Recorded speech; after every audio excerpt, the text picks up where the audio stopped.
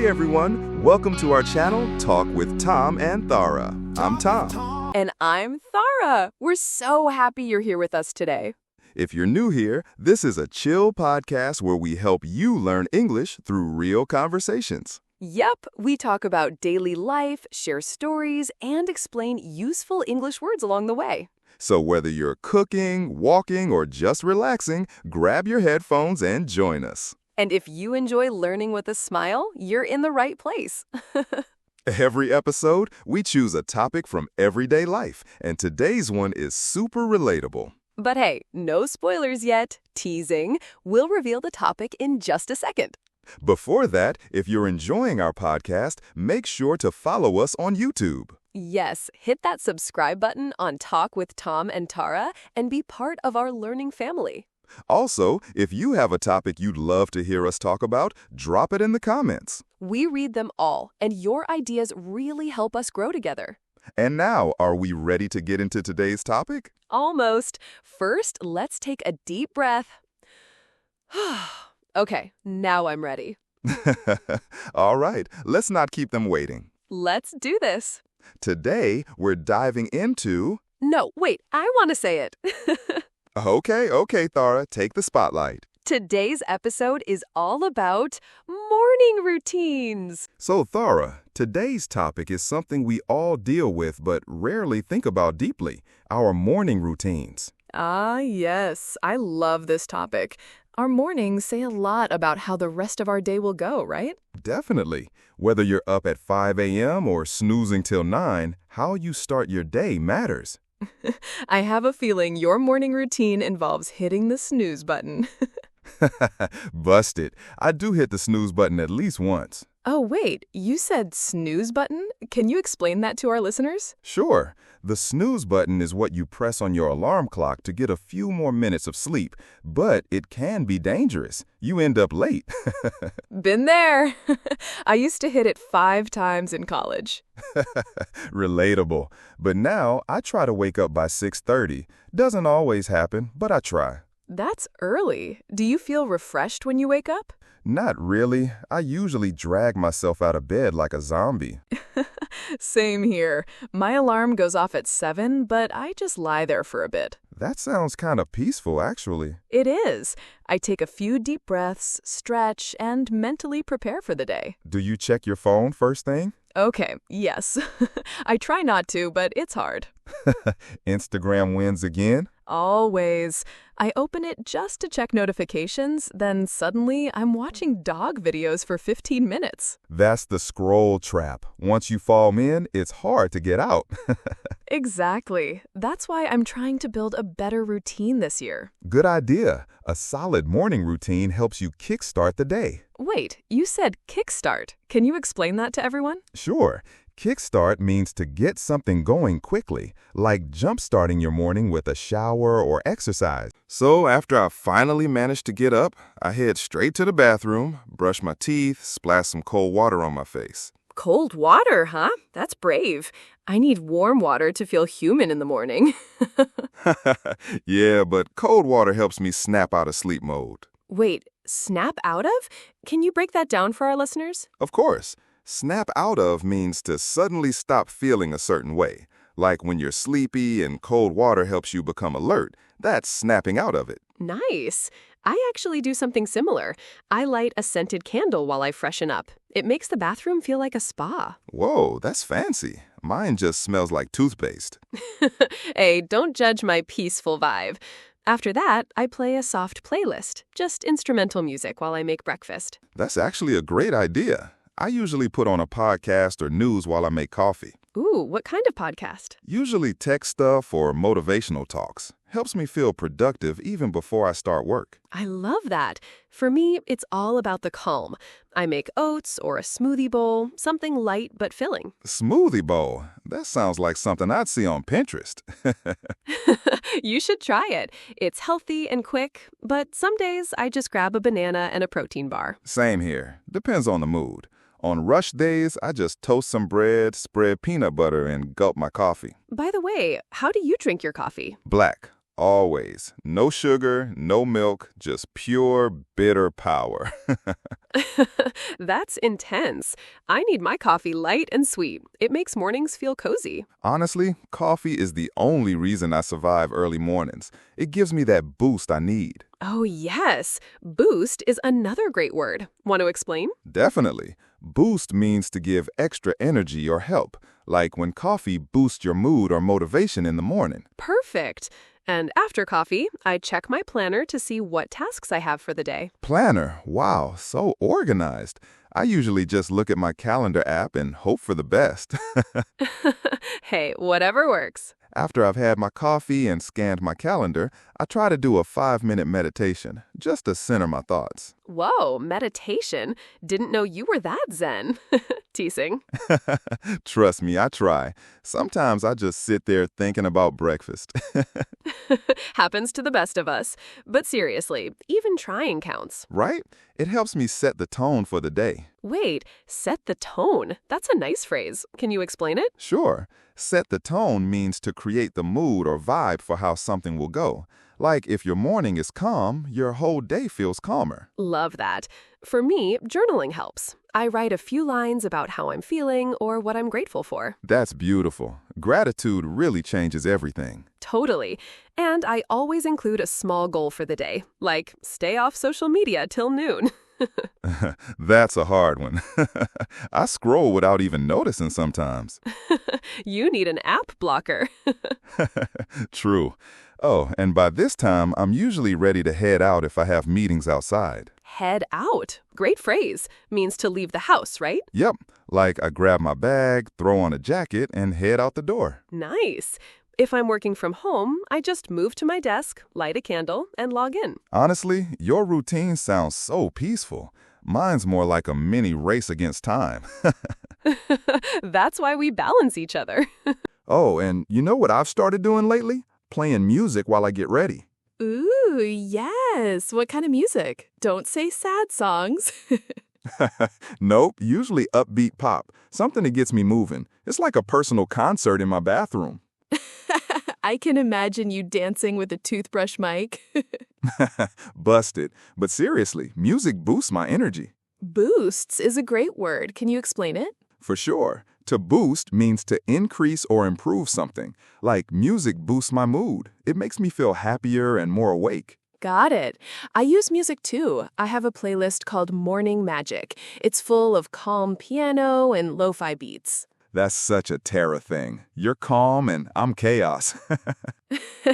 Balance, remember? Some mornings, though, I just feel so lazy. Like I want to go back to bed. Relatable, especially during rainy mornings when the bed feels extra cozy. Exactly. That's when I need strong motivation. Or maybe just a louder alarm.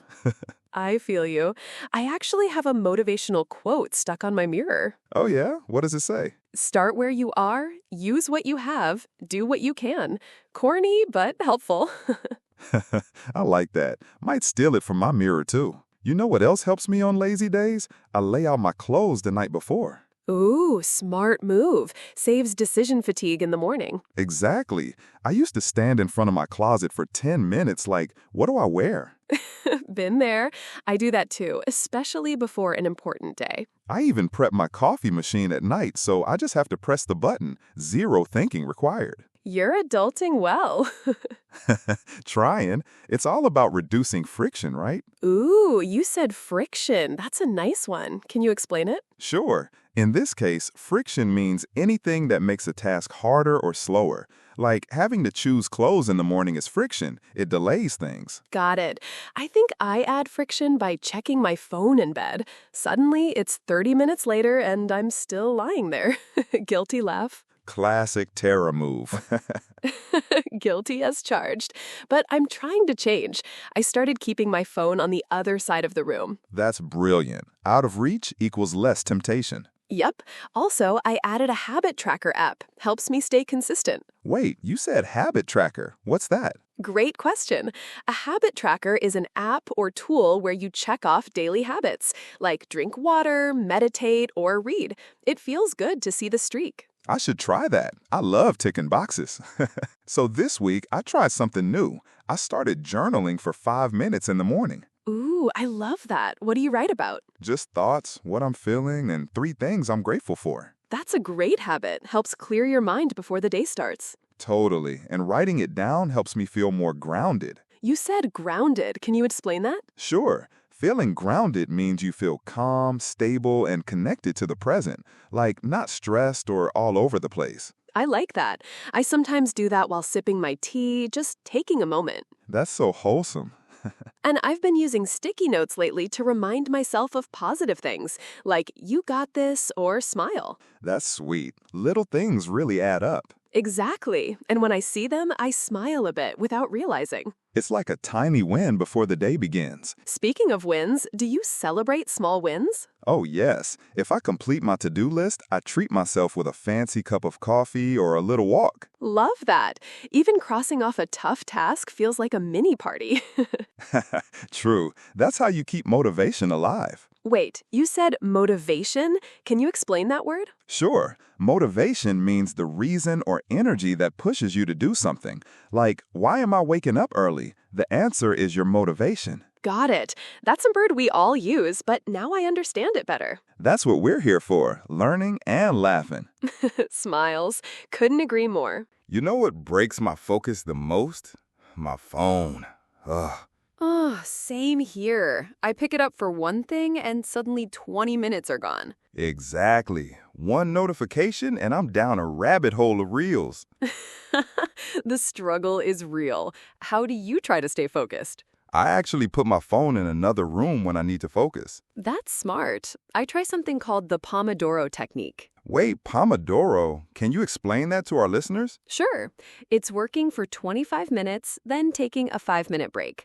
After 4 rounds, you take a longer break. Oh, like work sprints. That sounds manageable. Totally. It helps me stay sharp without burning out. Burnout is real and hard to bounce back from. You mentioned burnout. Can you explain that one? Of course, burnout is when you're super tired or mentally drained from doing too much work without rest. Ah, that explains why I feel so low after long study sessions without breaks. Yup, that's why rest is important too. Speaking of rest, do you ever nap during the day?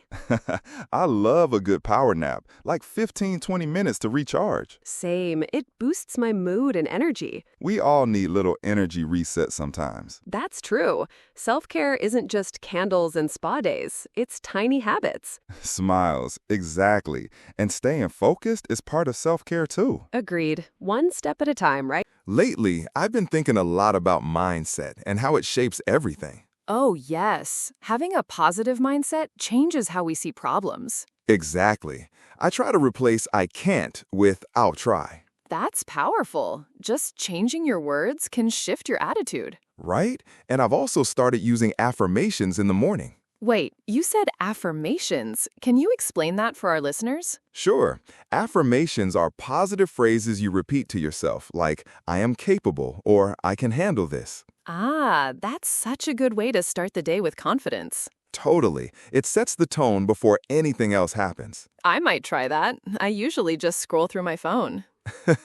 Maybe swap it with one uplifting sentence each morning. Deal. And you know what helped me recently? Habit tracking. Habit tracking? That sounds interesting. Tell us more. It's when you keep a small chart and tick off habits daily. It makes me feel accountable. That's such a simple idea, but so effective. And even ticking one box feels like a win. Little progress is still progress. Smiles. Speaking of which, do you believe in the 1% better every day idea? 100%. It means even small improvements add up over time. I love that. Growth doesn't have to be dramatic. It can be slow and steady. And sustainable. That's the real goal. You know what I noticed? My energy dips right after lunch. Same here. I call it the post-lunch crash.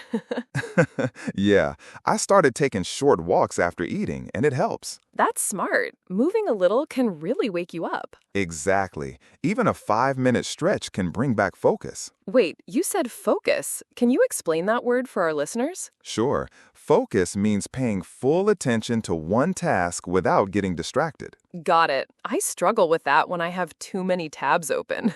Same. I try the Pomodoro technique to manage it. Ooh, that sounds fancy. What's that? It's working in 25-minute blocks with 5-minute breaks. It boosts productivity. That sounds doable. I might try that during my study time. Let me know if it helps. Breaks are important, not laziness. Totally agree. Even a short pause can refresh your brain. And drinking water, too. Hydration makes a huge difference. Oh, yes. When I forget to drink water, I get headaches. Me too. I keep a bottle next to me all day. Smart move. And snacks. Healthy snacks keep energy up. I love almonds or banana. They're quick and filling. I usually go for peanut butter toast. Yum, that's a cozy combo. So, yesterday I couldn't sleep because I kept overthinking. Oh, I've been there. What were you overthinking about? Just random stuff, like, did I say something weird in that meeting? Relatable. Our brains love to play replays at night. Right? Overthinking is such a trap sometimes. Wait, can you explain overthinking for our listeners? Sure. Overthinking means thinking too much about something, usually in a way that causes stress. Like when I keep reading the same text over and over. Exactly. It can make small things feel huge. So how do you stop it? I try deep breathing or journaling before bed. That's helpful. I listen to calm music or nature sounds. Ooh, I like the sound of rain. It soothes me. Me too. It's like the brain's version of a warm blanket. I love that description. And I remind myself that it's okay not to have all the answers. Yes, letting go is so underrated. Totally. Sometimes doing nothing is the best thing. That's true. Just sitting quietly without the phone is powerful. It's like giving your brain a mini vacation. I need more of those. Maybe daily brain breaks. Same. It really helps me stay balanced and calm. You know, I used to be super shy about speaking in public. Really? You sound so confident now. Thank you. Confidence took time and a lot of mistakes. Oh, wait. Can you explain confidence for our listeners? Sure. Confidence means believing in yourself and your ability to do things, even if it's scary. Love that. So how did you build it? By doing the scary thing anyway, even with a shaky voice. That's inspiring. I still get nervous during interviews. Same here.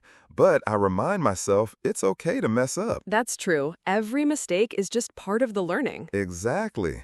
I once forgot my whole speech on stage. No way. What did you do? I paused, smiled, and just started talking from the heart. Wow, that takes guts. Thank you. It was terrifying, but the audience was kind. I guess people connect more when you're real. Totally. Being real is more powerful than being perfect. I needed to hear that today. Thank you. Anytime. And don't forget, even the best speakers mess up. That's comforting. Mistakes are just signs you're trying. Absolutely.